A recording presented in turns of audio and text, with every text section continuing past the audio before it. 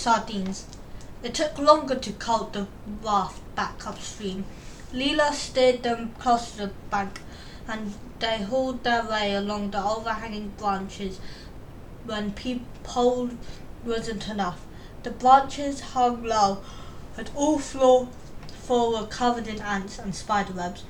By the time they reached their home stretch of river with fresh scratches on their hands. "It was here," said Kong. "I recognise the way those vines wrapped around that branch." The branch stuck out conveniently over the river. It was perfectly placed to act as a mooring branch. It just hit out the ideal angle, right above a bank of black Amazon soil. Fred stood wobbling hard on the raft. "Watch it," said Kong. The branch was just over his head. It was covered in tendrils where it met the tree. The strong green in the sunlight. It grabbed a hold of it and tied a loop in the end of the line of rope and hung over the branch. "That's perfect," said Leela. "Like a colt hook for a bow." "It is perfect." Fred stayed standing looking up at the branches on his hands. He peered closer. "It's perfect because someone made it perfect." There was a beat of silence. Then, "What do you mean?" said Kong. She spoke very quietly. Fred didn't answer. He moved the branch to and fro under its covering vines. It creaked backwards and forwards under his hands. The vines wound like a rope around it in a figure of eight, repeated over and over. It didn't grow here. It's been tied on." Max was staring open-mouthed. "Who did it? Did you?"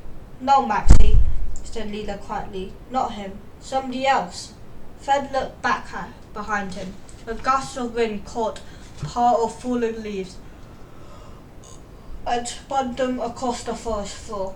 The back of the neck prickled. He reminded himself that trees do not keep secrets. They walked back to the clearing in single file. Fred came last. He turned to look back at every step. The rustling of the bushes seemed to follow them, but it was just the wind, he told himself. The wind was a trickster. It plays havoc with your courage. The fire still had hot embers at his heart, and Fred lay down on his stomach on the grass and earth, blowing at his elbow, his chin inches up from the fire. His eyes were red and smoky by the time it rekindled, but the roar of it sent a wave of relief through his chest. The fire was the closest thing they had to a weapon, and its warmth felt like safety. Leela was arranged by their shoes, which had been soaked in the raft, in a circle round the ashes. "Can I see the thing you found in the water?" she asked. Fred held out. Most of the writing was covered in rust, but he could see written on its base the ingredients. "Look at the bottom," he said. It said "canned in Plymouth." Leela shook. Leela looked blank. "Plymouth is in England," said Fred. "Down by the sea." "I don't know you had fish in England," said Max. "Of course we have fish. What do you think we eat?" said Con. "Crumpets and cigars." "But if the tin comes from England," began Leela, "then it must have come with whoever made the camp. An explorer, maybe?" "Who goes exploring with sardines?" asked Con. People used to come out here with all sorts of things. Pianos, china ornaments," said Fred.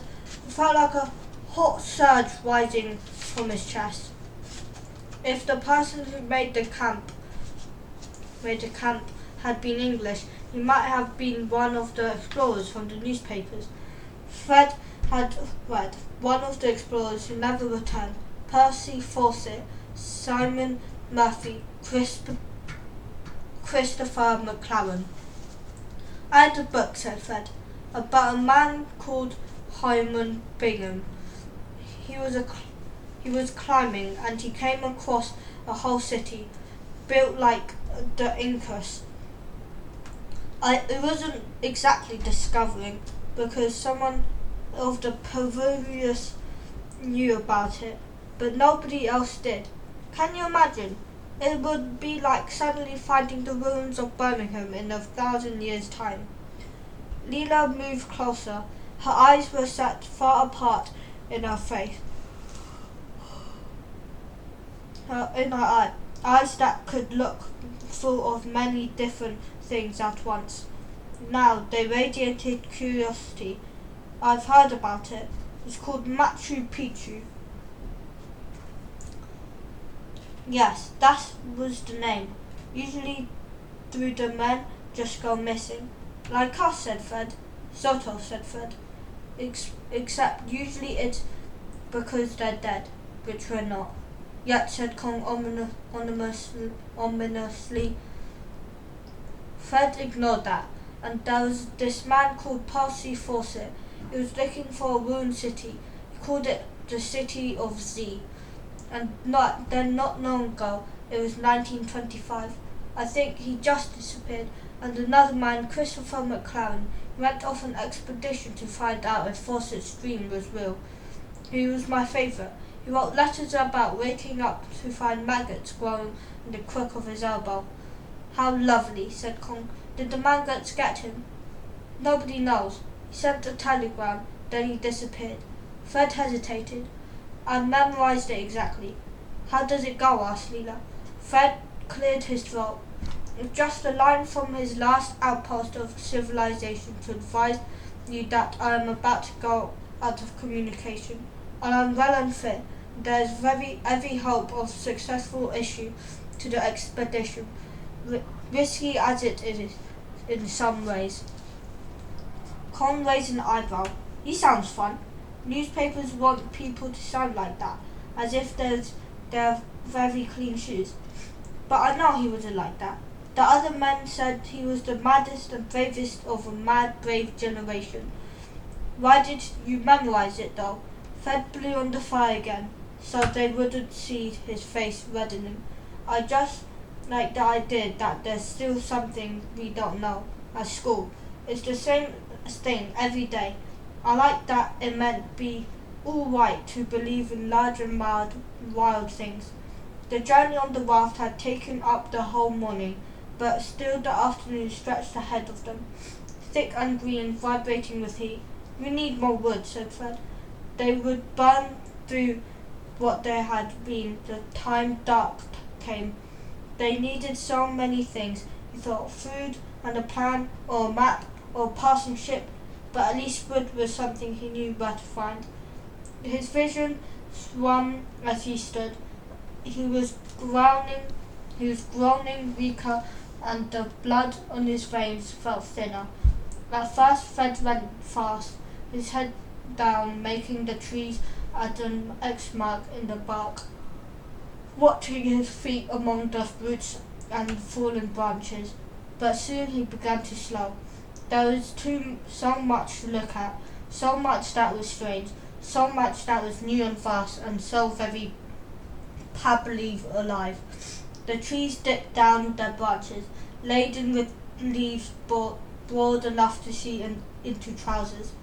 He passed the tree with a vast termite nest, as big as a bathtub, grounding around it.